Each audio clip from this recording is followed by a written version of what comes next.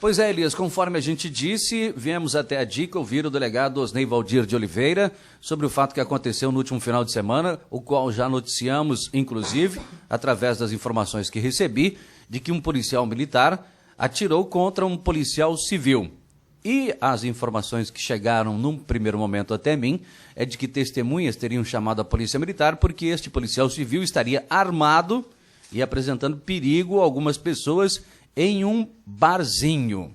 Bom, nós viemos até a DIC ouvir o delegado Osnei porque é um dos seus policiais que se envolveu nessa situação e que também tem uma outra versão, que é o que a Polícia Civil está trabalhando junto ao Judiciário agora e que isso vai se transformar no inquérito. Já se transformou na realidade, né, doutor? Mas o que aconteceu, segundo a versão do policial que estava, inclusive o senhor esteve nesse local também e mais policiais estiveram. Exato, como tu mencionou, os policiais militares levaram ao seu conhecimento uma situação, mas porém essa situação ela não condiz com a realidade factual. Então houve uma distorção dos fatos, as coisas aconteceram não da forma como descrita por eles, mas sim totalmente diversa. Inclusive esse policial citado, que supostamente estaria oferecendo risco para o policial militar, ele foi vítima de um crime de tentativa de homicídio, uma vez que o policial militar efetuou um disparo em sua direção e claramente ele relatou que foi com o objetivo de acertá-lo. Felizmente é um policial despreparado que não tem a qualificação necessária e talvez o treinamento necessário em relação ao tiro. Felizmente, porque se ele fosse um bom atirador, certamente nesse momento estaríamos em luto velando um policial civil. O desdobramento foi muito grande durante a madrugada daquele fato, né? Inclusive, o senhor acabou indo à delegacia, o senhor esteve em uma confraternização com os seus policiais, com amigos, teve que retornar depois. O senhor foi, inclusive, acusado de estar embriagado. Exato. Primeiramente, não era um barzinho, conforme foi noticiado, né? Tratava-se de um salão de festa, de um familiar de um dos policiais aqui da DIC. Foi realizada uma confraternização de final de ano. Eu me ausentei por volta de 1h da manhã e alguns policiais lá permaneceram, uma vez que é um ambiente familiar, e permaneceram lá de forma descontraída, conversando, quando aí por volta de 4h30 da manhã foram surpreendidos por um policial militar que chegou no local, assim, no momento que ele anunciou que se tratava da polícia, efetuou um disparo. Inicialmente os policiais até acreditaram que fosse um disparo acidental, tentaram argumentar e esclarecer as razões pelas quais foi efetuado esse disparo. E, neste momento, outras guarnições foram até o local, foram apoiar essa guarnição que fez o atendimento inicial e acabaram efetuando, de forma totalmente arbitrária, a detenção do policial aqui da DIC. Inclusive, fazendo uso de algemas e colocando na caixa destinada ao transporte de presos.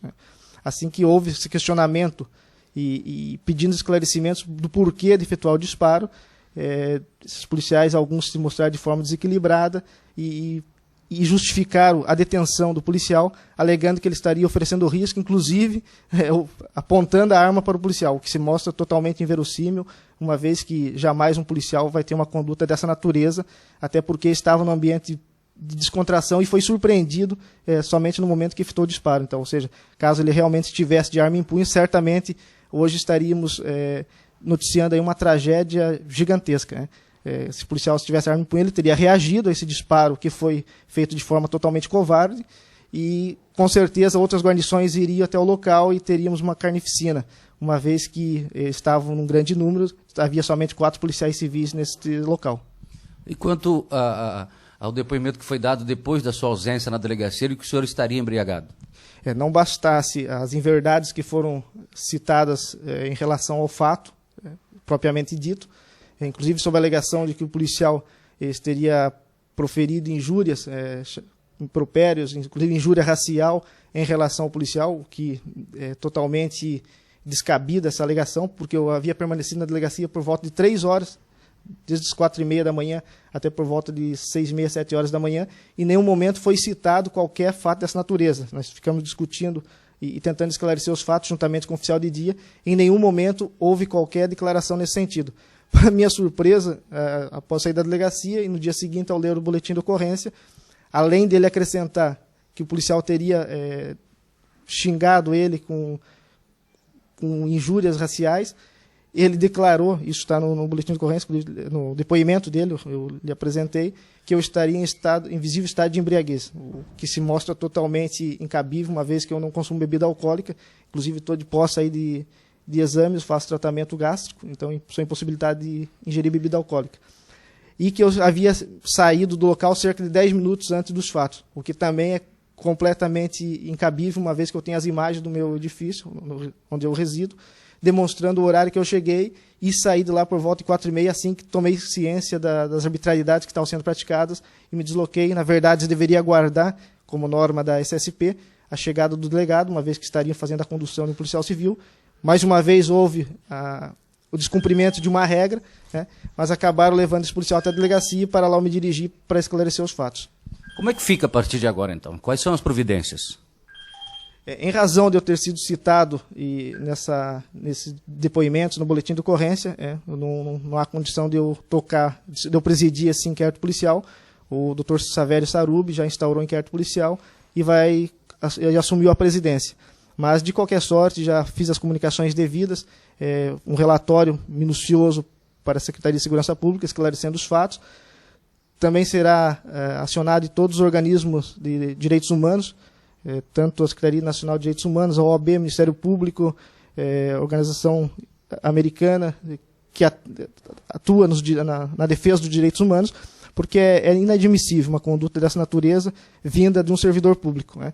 Como falei, não bastasse ele ter sido vítima de um disparo de arma de fogo, de uma forma totalmente inconsequente e inaceitável, como foi, a perícia demonstra que o tiro foi no sentido, na direção deles e com o objetivo de realmente atingi-los.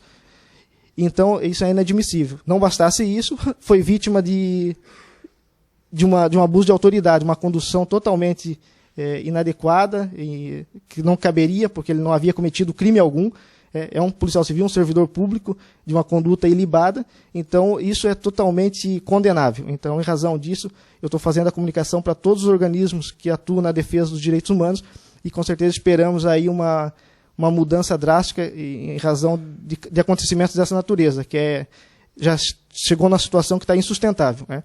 Não é um caso isolado, não adianta tratarmos como um caso isolado, isso é quase que uma rotina que vem acontecendo no dia a dia. Então, acho que chegou o momento aí da sociedade civil organizada se manifestar, cobrar providência das autoridades constituídas para que isso cesse de uma vez por todas. Porque, imaginemos, se um policial que é conhecido, ele atua fortemente aqui na cidade, os policiais militares todos conheciam todos os policiais envolvidos, uma vez que eles constantemente estão aqui na delegacia prestando depoimento, inclusive as escrivãs estavam presentes, foram insultados por esses policiais, que uma semana antes estavam prestando depoimento aqui na delegacia, então, ou seja, não há como alegar qualquer desconhecimento ou alegar que houve uma confusão que não identificaram, então isso é totalmente condenável, né? Então esperamos aí que tenha uma mudança, porque eu fico imaginando o cidadão comum, né, que é vítima das arbitrariedades, que é vítima de abuso de autoridade e que, quando apresentado para a autoridade policial, quando conduzido a uma delegacia, tem os fatos deturpados como ocorreram. Essa questão aí de alegação de que eu estava em visível estado de embriaguez é algo assim que não tem como ser permitido. Um cidadão, um servidor público, um policial militar, do qual se espera uma conduta ilibada, fazer uma declaração dessa. E não há como ele negar, uma vez que ele prestou um depoimento, isso está consignado, a assinatura dele está aqui no documento. Então, ou seja, agora ele vai ter que responder e se responsabilizar, inclusive provar. Porque assim que eu saí da delegacia, eu saí conduzindo o veículo. Então, todos que estavam ali prevaricaram. Se eu estava em visível estado de embriaguez, eu não tinha a menor condição de conduzir um veículo. O mínimo que se esperava é que esses policiais me abordassem e tomassem as providências, efetuando a prisão, aplicando as multas devidas, fazendo teste de bafômetro, enfim, todos os procedimentos necessários, uma vez que eu estaria em visível estado de embriaguez.